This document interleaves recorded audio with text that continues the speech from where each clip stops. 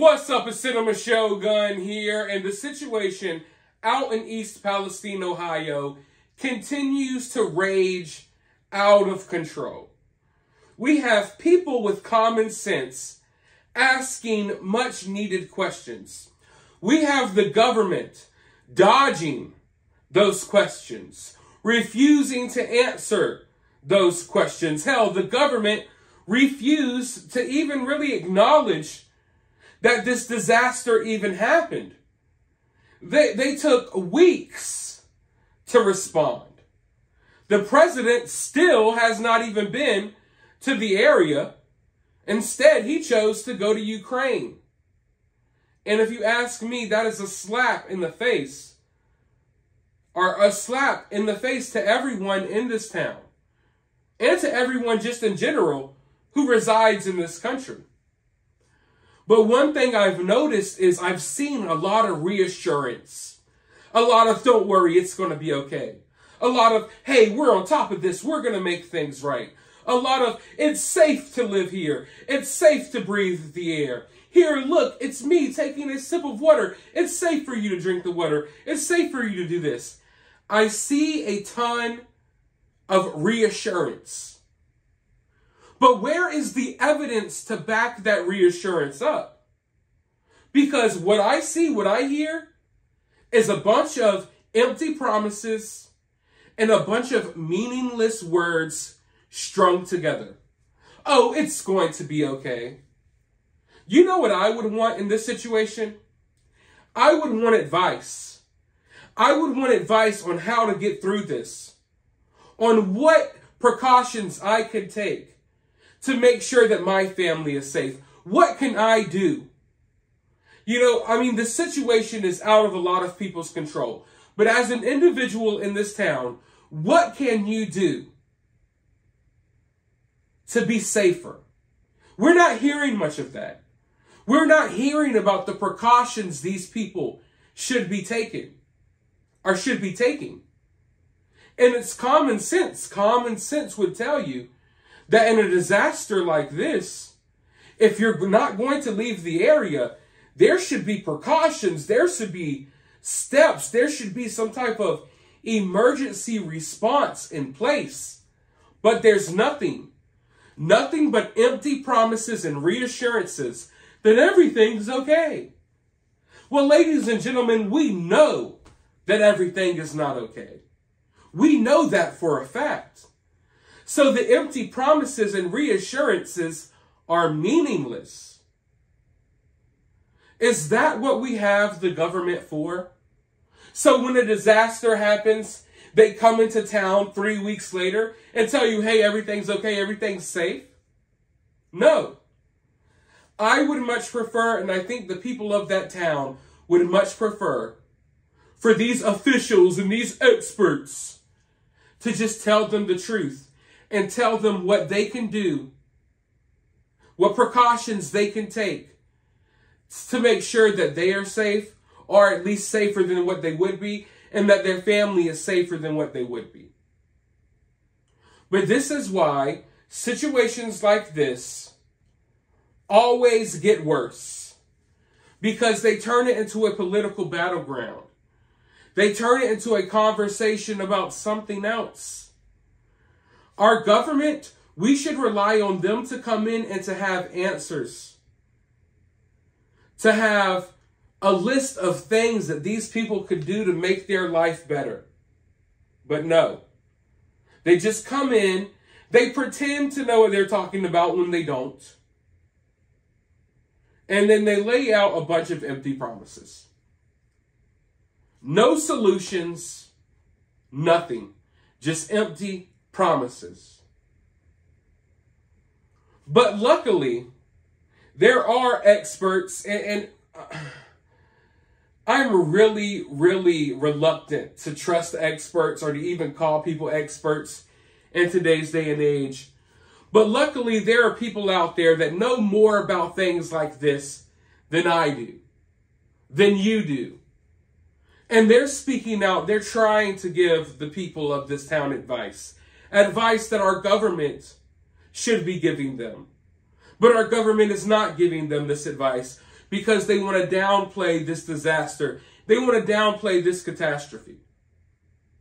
But the experts, the trustable experts, they're starting to speak out a little bit. For the most part, you know, they don't have big platforms. For the most part, they get silenced immediately. Just like back with the beer bug and the whole health public crisis that we went through over the last couple of years. The people who are out here with real solutions, real answers, with the real truth, they are silenced while the government comes in and they muck things up. But I want you all to listen to these two ladies and what they have to say. More specifically, if you're in the area of East Palestine, I think it's important to listen to this advice because they know more about how this situation will affect you, and they know more about what steps you should be taking right now than the average person. So let's listen, and then I'll be back with more thoughts. And I totally get you that we don't want to alarm people, but we also want to be honest in conveying the risk. Until proper information is shared on the type of sampling, which I've already noted that they have made mistakes on the sampling, you have to treat this as IDLH. But if you are in your home, please be very careful, take out your HVAC filters. One, they could be highly flammable. So I don't know what the weather is in Ohio, but if you turn your heat on, this is going to recirculate through your house. Put them in a trash bag. And when the time comes, if there is funds that are afforded or there's companies that offer discounts, you want to have these tested. The known chemicals are known so they can run panels, but they use GCMS. It's a gas chromatograph mass spectrometer. They can tell you the levels. So down the road, if this is like an Aaron Brockovich situation or there's litigation and settlements. This is your evidence, really. You're talking about, you are backing up your evidence right now. Right, right. Yes, bag your HVAC filters because that is the only representative instantaneous data on exposure that we have. And you need to get those filters out of your home anyway because they're just recirculating the highest concentrations of contaminants that happened early on. So I would also tell people, in addition, change those filters pretty much every day if you can for a little while. I have one question for you all. You heard the advice that these ladies just gave the people of East Palestine. Why did we have to hear this advice from them? Why didn't we hear it from the people whose job it is to handle situations like this? Why? Because they're all in on it together in the long run. And when I say they're all in on it, I'm not necessarily saying that this was one big conspiracy done on purpose. It might be. What I'm saying is they're all in it together from the sense of they're all going to protect each other's asses. Make no mistake about it. When you look at these big agencies, these big government agencies, these corporations, these tech companies, all of these powerful entities, they might not be directly connected to each other, but they all try to protect each other's asses. Because when one crumbles, the narrative crumbles, and then everything comes crumbling down. So, of course, you don't see advice like this being given by the officials whose job it is to be taking care of the people affected by the situation.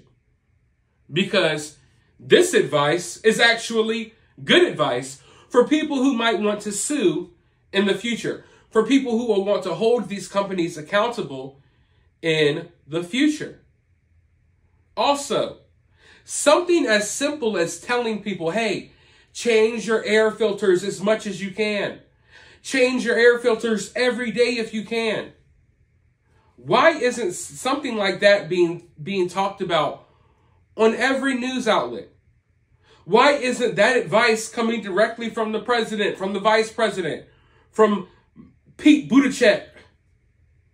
Why? It's a simple piece of advice, which some of you may think, hey, that's kind of common sense. You know, an air filter, we got this deadly chemicals in the air. We should change the air filters as much as possible. But I can guarantee you that in a catastrophe like this one, people's minds are all over the place right now. People have completely lost their livelihoods. Some of them aren't even thinking about air filters or anything like that. And others probably are. But that's not the point. The point is, things like this This is what we should be hearing.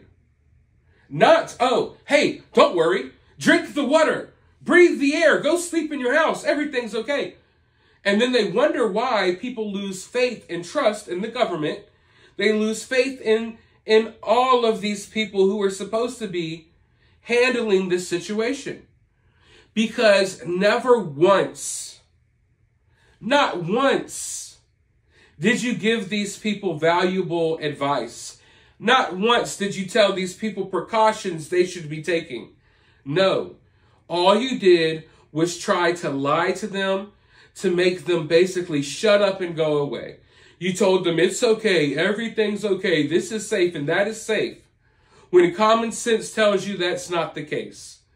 I think everyone would have appreciated it if there was just transparency, like, hey, we screwed up, we wish this didn't happen, but it did, and we're going to have to handle it going forward. Yeah, it's not safe to necessarily be here. It's definitely not safe to drink the water or to bathe with the water. It's not safe to even be breathing here right now. So for those of you all who cannot leave, take these precautions to make sure that you're safer than what you would be. Here's some precautions. Here's some things that you can do to ensure, maybe not ensure your full safety, but to ensure that you're safer than what you would be. But none of that advice has been given. None of these precautions have been put out there. All these people have been told time and time again is everything's okay. Everything's going to be all right. It's all going to magically disappear. Never mind the fact that your soil is tainted. Never mind the fact that your water is tainted. Never mind that the air smells gross because of all the chemicals. And never mind the fact that the values of your home have plummeted to basically being worthless. So all in all, I'm glad that there are experts out here who are willing to step up and tell the truth. But we need to hear this from our government officials. If they want these people to have faith in them, then they need to start doing the right thing. But of course, that's never going to happen. That's never going to happen. So the best that we can do is we can stop depending on these idiots. And we can start spreading the word ourselves. So if you know people in this area, make sure they see this video. Or make sure you relay the message that these two women were trying to run across. Because it's very important. And it's going to be very important going forward because these people need to get together and they need to get a lawsuit together. And they're going to want to have evidence. And, you know, like I said, I'm not an expert on any of these things. But I would wonder, like, if you had an outfit or clothes that you may have been wearing the day that this happened, is there a possibility that some of it has clung to your clothing? Maybe if you have that as evidence going forward, maybe that would be useful. I don't know. Like I said, I'm definitely not an expert. I don't have much knowledge when it comes to these things. What I have knowledge about is how the mainstream media works. I have knowledge about how our government covers things up. And I have a platform that I like to use to spread awareness about stories like this one. But let me know your thoughts down in the comment section. While you're down there, hit the thumbs up, hit the subscribe, ring that notification bell, and I'll talk to you all in the next video.